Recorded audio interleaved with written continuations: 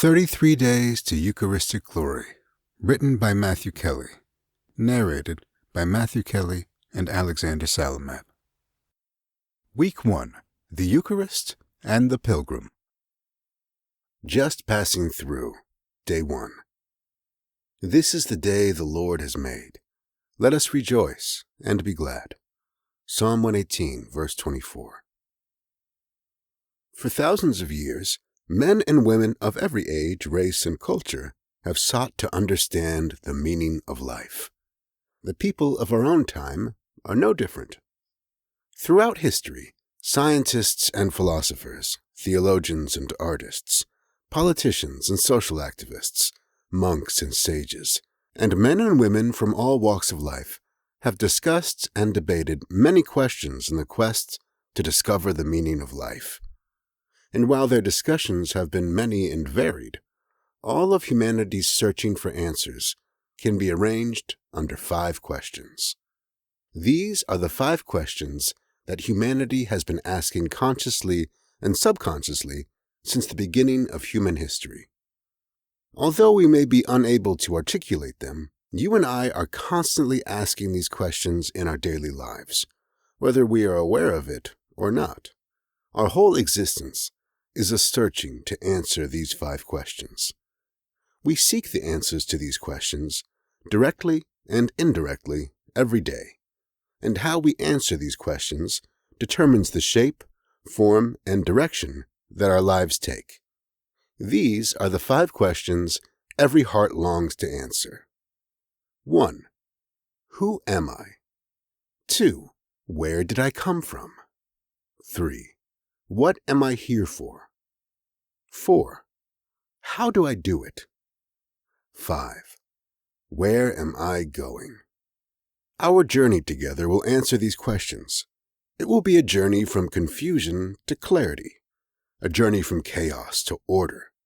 Over the next 33 days, you will get clear about what matters most and what doesn't matter much at all. This clarity will be liberating and invigorating. The wisdom of the young and innocent is unmatched. My 5-year-old son Ralph came into my study one day last week to say goodnight. I gave him a huge hug and a kiss and said, "You are delicious, Ralphie. I love you for 2 forevers." "No, Daddy," he replied. "What do you mean?" I inquired. "There is only 1 forever, Daddy," he said with great confidence. "Really?" I questioned again. "Yes. This life is not forever. We are only passing through this world. The only forever is in heaven with God." Let's take a moment and sit with that. This is coming from a 5-year-old. This life is not forever. We are just passing through this world. Powerful, and it is a great place to begin our 33-day journey together. The truth, we are all just passing through this world. We are pilgrims. Life is a pilgrimage.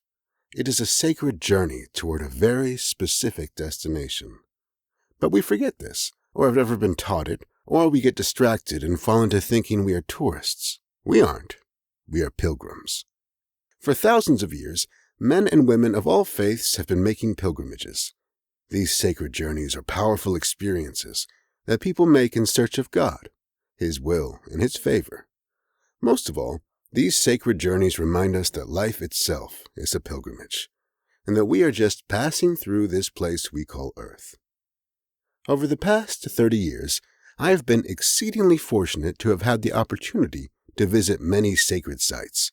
I have visited Fatima more than 25 times, Rome and Assisi dozens of times, the Holy Land to walk where Jesus walked and witness the Gospels come alive like never before, and have walked the Camino twice.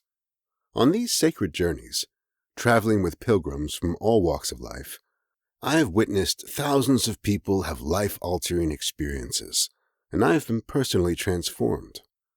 I have also made pilgrimages to my local parish, the parish of my childhood, and the cathedrals and basilicas of countless cities around the world. A pilgrimage doesn't need to be an international adventure, and while I hope someday you can join my colleagues at Dynamic Catholic on one of our extraordinary pilgrimages, It is crucial that we understand that this 33-day journey we are embarking on together is an equally powerful pilgrimage experience.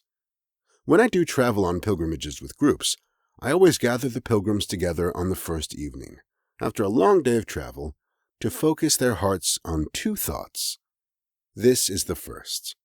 Life is a pilgrimage, but sometimes we need a pilgrimage to rediscover life. Sacred journeys focus our hearts, minds, bodies, and souls on what matters most. This journey from confusion to clarity allows us to live more fully than ever before, with passion and purpose. This is the second. Are you going to be a pilgrim or a tourist? Tomorrow, we will explore the difference between pilgrims and tourists.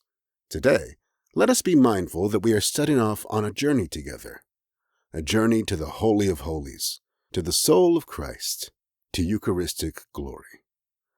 Just as the Jewish people ate manna from heaven during their 40 years of wandering in the desert before entering the Promised Land, we too eat manna from heaven during our wanderings on this earth before entering the ultimate Promised Land in the next life. The Eucharist is this manna from heaven. The Eucharist is nourishment for the soul, spiritual food for the journey that connects us to heaven. CCC 1402 to 1405. Each time we receive Jesus in the Eucharist, body, blood, soul, and divinity, we touch heaven. It is this Eucharistic glory that gives us the patience and courage we need for the sacred pilgrimage we call life. Trust, surrender, believe, receive. Lesson. Life is a pilgrimage. We are just passing through this world. Virtue of the day. Patience. The virtue of patience deepens your ability to meet life's challenges. It is a form of suffering. Though often mild, it does refine character and soul. You can discipline yourself to be patient. This is what the wise and happy do. Spiritual communion. Jesus, I believe that you are truly present in the most holy sacrament of the Eucharist. Every day, I long for more of you. I love you above all things, and I desire to receive you into my soul.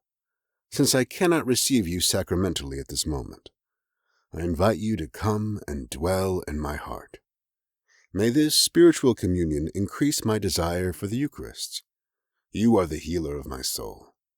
Take the blindness from my eyes, the deafness from my ears, the darkness from my mind, and the hardness from my heart.